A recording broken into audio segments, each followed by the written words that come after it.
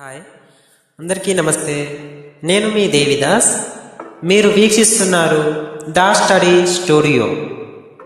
మనం గత వీడియోలో అలంకారాలలో వృత్యనుప్రాస అలంకారం గురించి తెలుసుకున్నాం కదా. ఈరోజు మనము ఈ వీడియోలో చేకానుప్రాస అలంకారం గురించి తెలుసుకుందాం.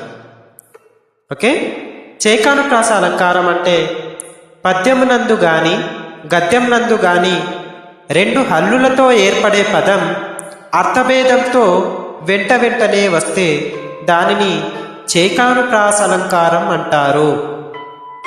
ఉదాహరణ, హారతి హారతికిచ్చిరి.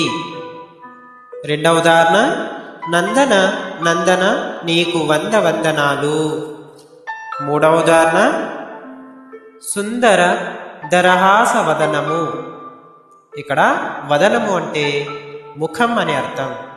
ఓకే, పై ఉదాహరణలో హారతి హారతి, నందన నందన, వంద వంద, ఇక్కడ ధర ధర అనే ఈ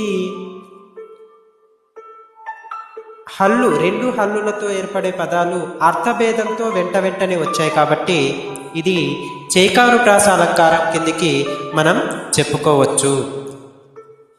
నెక్స్ట్ మనము ముక్తపద గ్రస్త అలంకారం గురించి తెలుసుకుందాం.